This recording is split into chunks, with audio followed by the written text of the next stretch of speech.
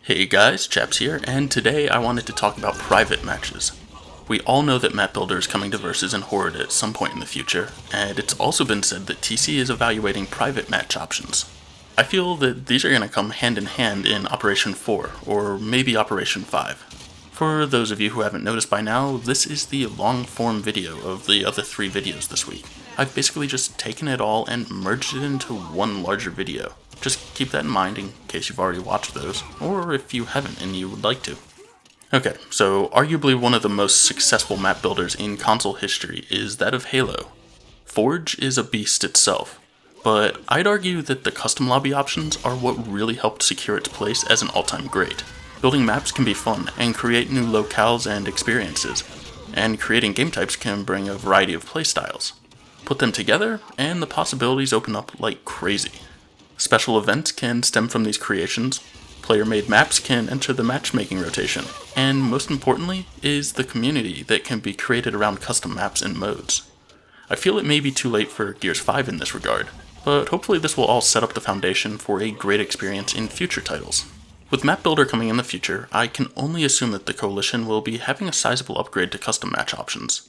The increase in customization options has long been requested by the community. Each game has added an option or two, but for the most part it's been pretty static, and it's missing some of the really big features that fans have requested. Today, I wanted to walk through some of the options that I would like to see. Gears doesn't necessarily have the freedom that something like Halo does, but I do feel that there's a reasonable number of potential options. As I go through these options, I'd like to challenge you to think about what options you would like to see. I'll cover quite a bit here, but I'm sure I'm still missing some. Comment below or tag me on Twitter or Reddit with your ideas. Here, you can see a mock-up of the Gears 5 settings menu. We've tried to keep things very similar to the existing system to make it feel more consistent. So let's walk through some of these options. On the left, we have 8 categories. Game mode, general settings, what I'm going to call mode settings for now, weapons and damage, movement and health, map settings, lobby browser visibility, and public lobby name. Many of these, especially the ones at the bottom, may seem familiar, but there's some really nice changes in the other ones, so let's dive in and take a look. We're going to start with game mode. In this list here, we'll see all of the official game types as well as our custom saved ones. And yes, that's a key that certainly is needed. Users must be able to save game types and their settings in order to share with friends and quickly load up some of their favorite modes. The screen that I show here basically functions just like the current Gears 5 system. The next section down is for general settings. Most of these settings should be pretty familiar to users. In here, we'll select our base game type. These are the standard modes in Gears and will determine the general rule sets that your mode is going to be following. Next, we set the number of rounds, or points to win the match, and this is a pretty standard setting, as is the round time limit. DB&O rules have a few things I'd like to see added.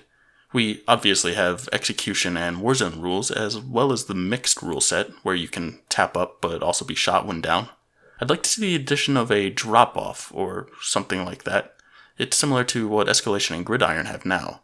I'd also like to see a no DB&O option, so you could have something like Gears Judgment.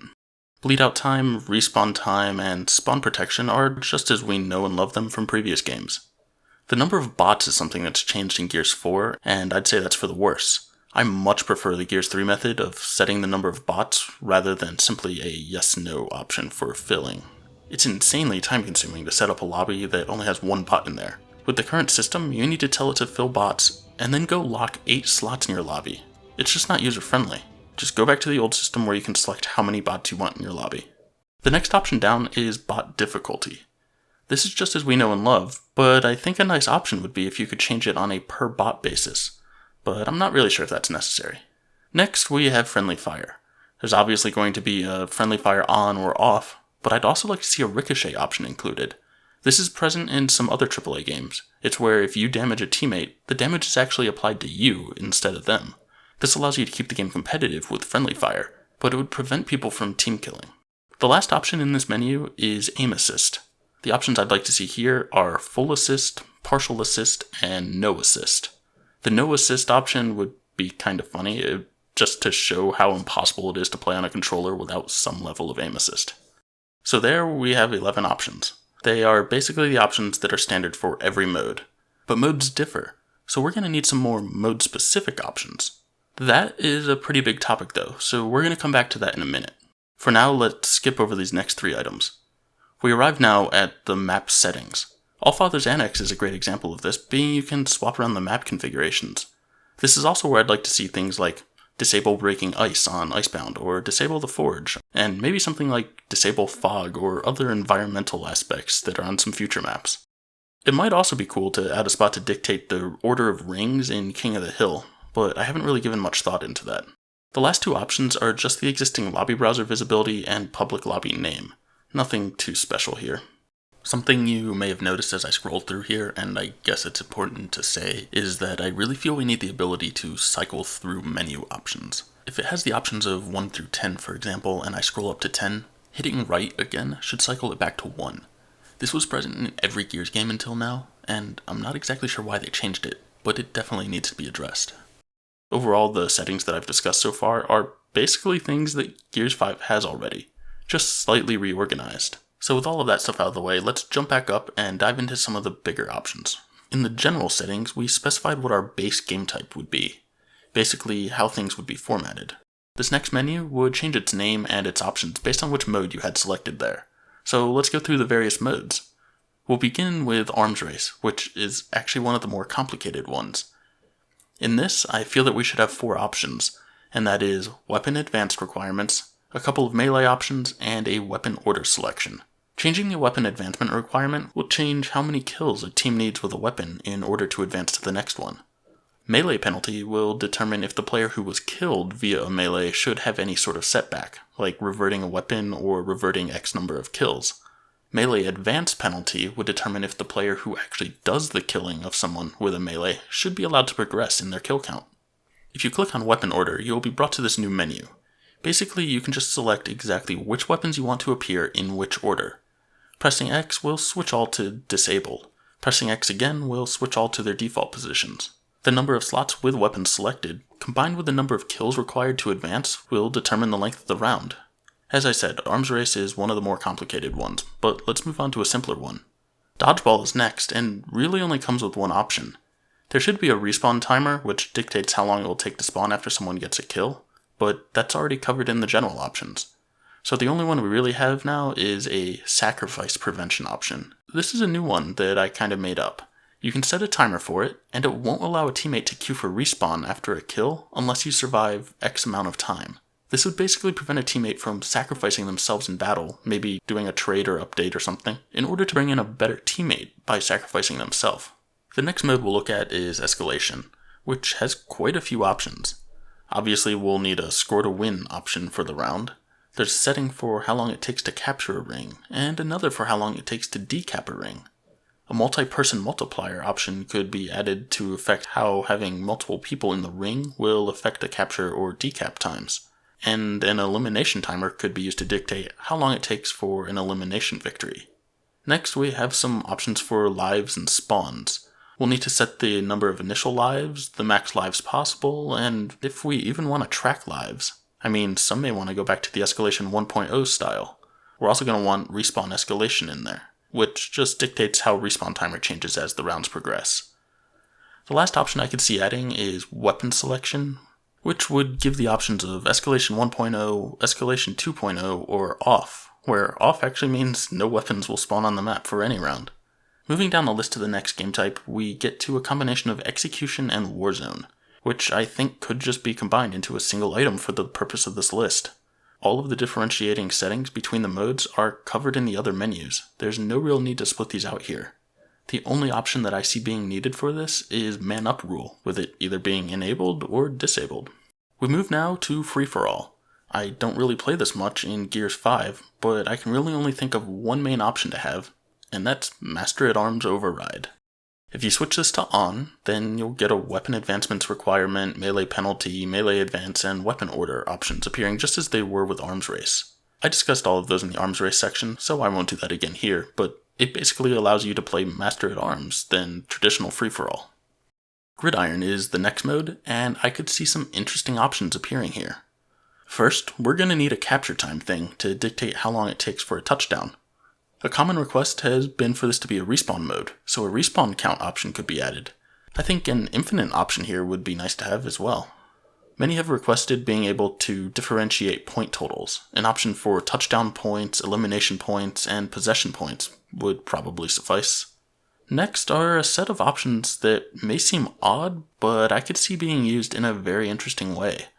Flag holder health would determine how much health the flag holder has. Flag holder health regen would dictate how quickly they can recover health. Flag holder damage would add a damage multiplier to the flag holder, and then we get to these weapon options. Flag holder primary weapons would determine if their weapons would change at all when carrying the flag, and the same goes for secondary weapons, though this one would change your grenade and your pistol. An ammo regen option could be implemented to see if the flag holder can regenerate ammo, and lastly a spawn location option could become active if respawns are enabled, that is, to let people choose if they want to have beacon spawns, like in Guardian, or end zone spawns, like spawning at your base in traditional modes. This is quite a variety of options, and it could probably lead to some pretty cool variations on Gridiron. Guardian is the next mode to discuss, and it's quite similar to that of Gridiron. Just as with the flag holder in Gridiron, for Guardian we have health, health regen, damage, weapon selection, and ammo all for the leader. There's also the spawn location setting to dictate where teammates will spawn again. Beacon is going to cause teammates to spawn near their leader, and default will cause them to spawn with whatever default spawn systems you have selected.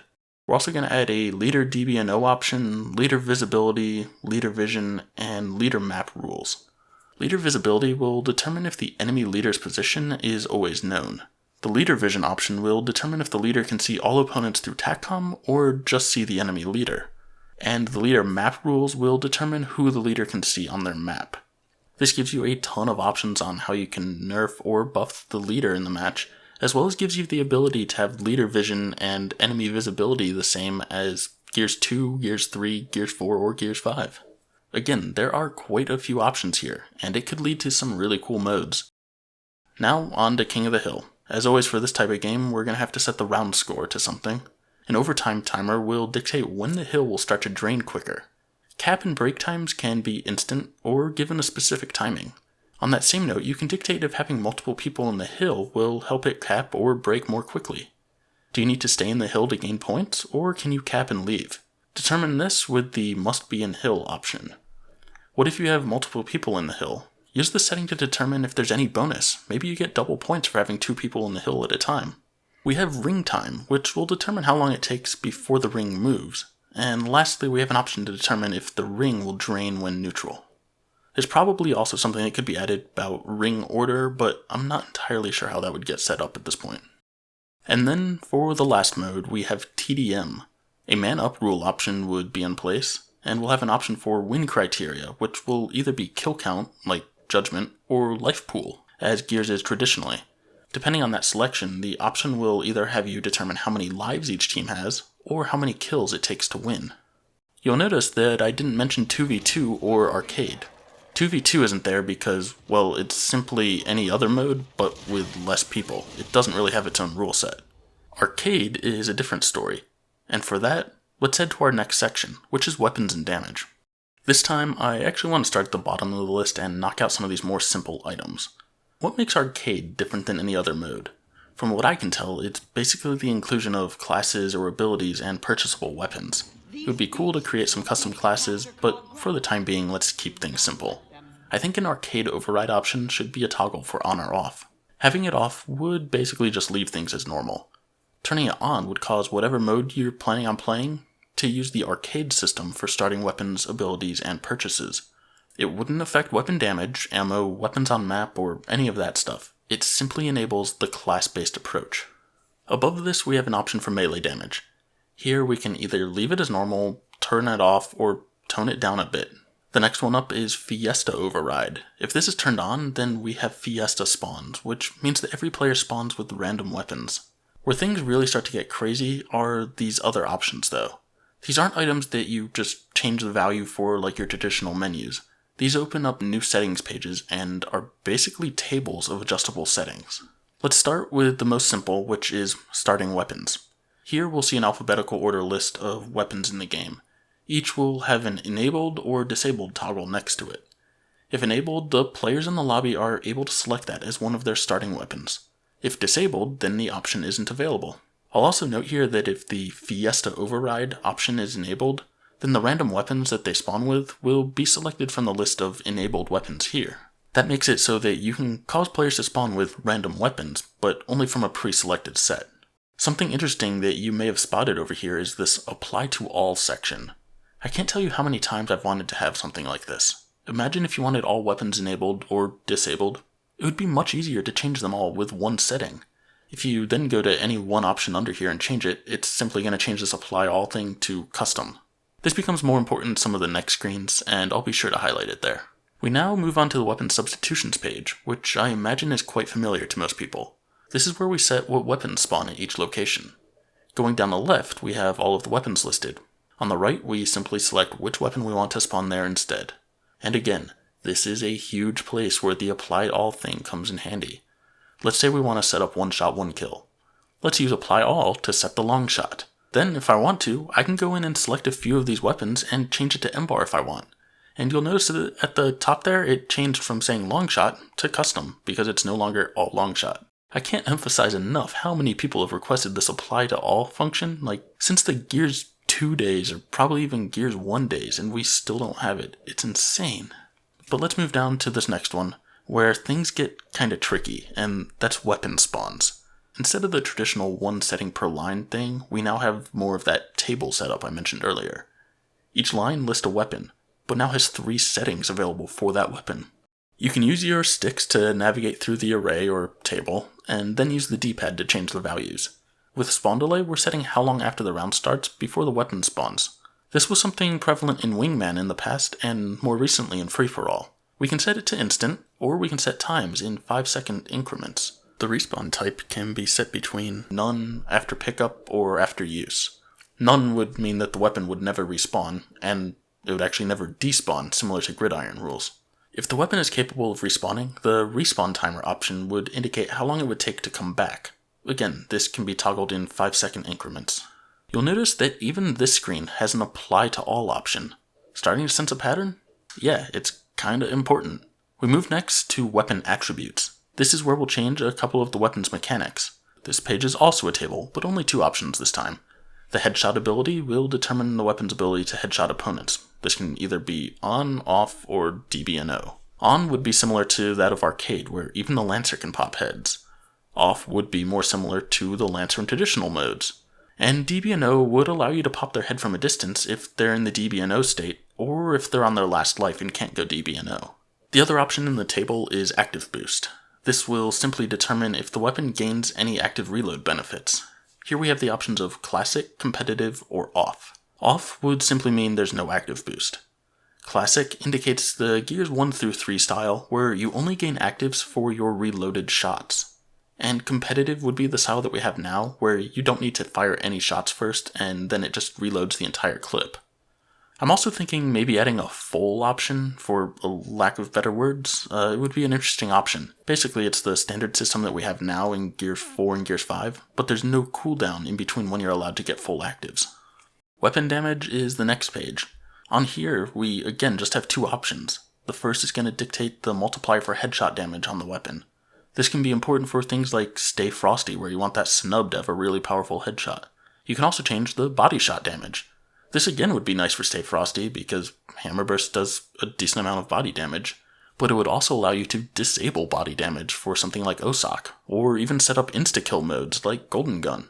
The final page we get to is that of the weapon's ammo. We'll start by selecting how much ammo the weapon should start with. There's another option for pickup ammo, or how much ammo the weapon has in it when you pick it up. I'm torn between having this be a numeric slider for the amount of ammo, or a slider for the number of clips or reloads that the weapon has. Either way, there must be an option for max, none, and then a bunch of things in between. The last option is ammo regen. We first saw this in Gears 3, I believe, and I'm sad that we haven't really seen it much since. If disabled, things act as normal.